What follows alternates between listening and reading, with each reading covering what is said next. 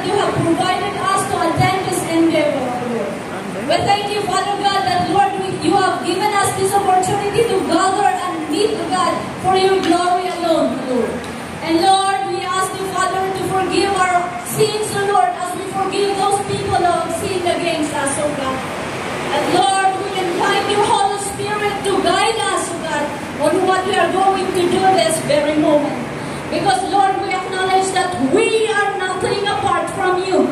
And, Lord, we ask you, Father God, that, Lord, guide us, that, Lord, all the talents, all the wisdom, all the knowledge that will be shared today, Lord, you will bless everyone. That, Lord, you will give glory and honor only to you, O God.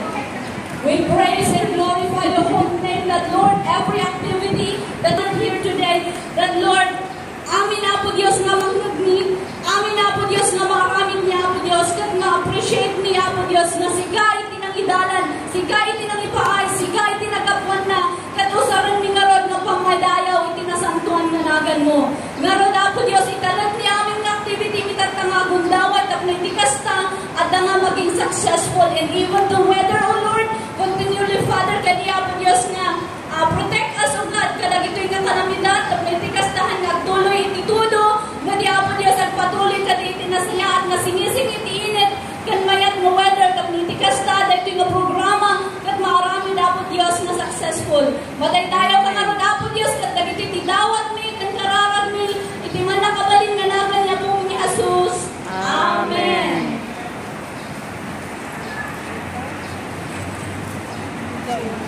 And palakpakan kayo niya po Diyos. This is the day that the Lord has made. We will rejoice and be glad in it. Ako itong gusto.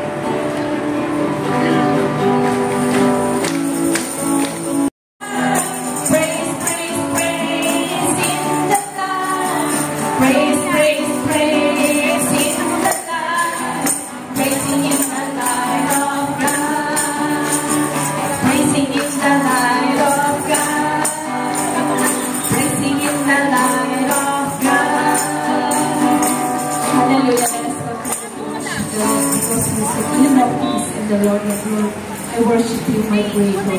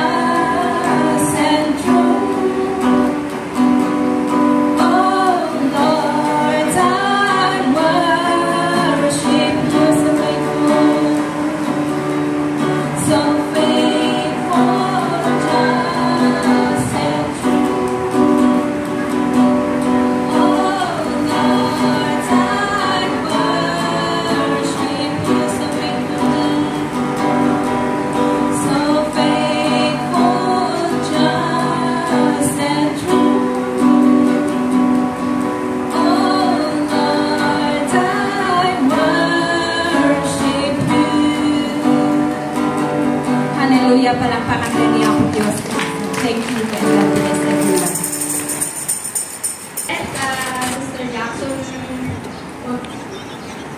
Wagsayan and all the advisors and officers in behalf of also iti church at hindi pa naman iti yaman iti pa na invite mo ka naman na maging party iti ito yung special event with the organization, with the Cordillera Associations, And apay so nga importante iti panagmaymaysa. And kita dito banner tayo mag ada aming ijayan. Meet and greet to strengthen unity and camaraderie amongst Cordilleras. Dahil kami kasapulan tayo. Just this week, hindi ada kami or saan lumamuyo nga isuda sa taga Cordillera.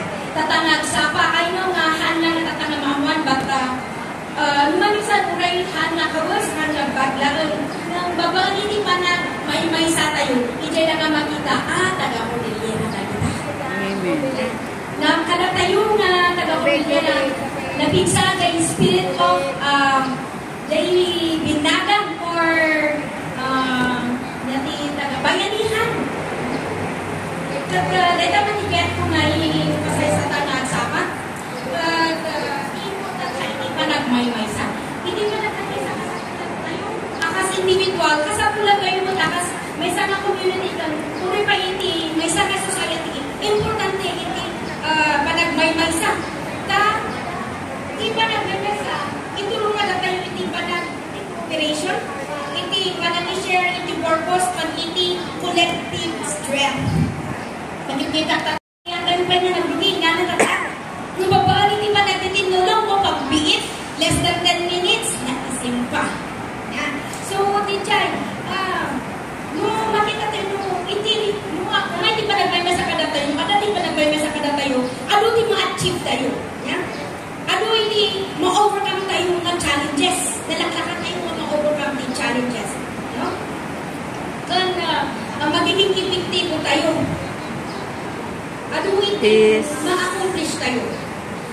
Reverend is going around the world Kami kami kapag tayo important hindi pa nagbayma sa. O to namin nakabal announce the word of God. Word. Sa kulang sila, no man is an island, we need each other. Hanya may lupal, hanya may strengthen the unity and camaraderie. No awan hindi participation dito ng mga. But, we need to organize makipag-participate. What happens when we are united?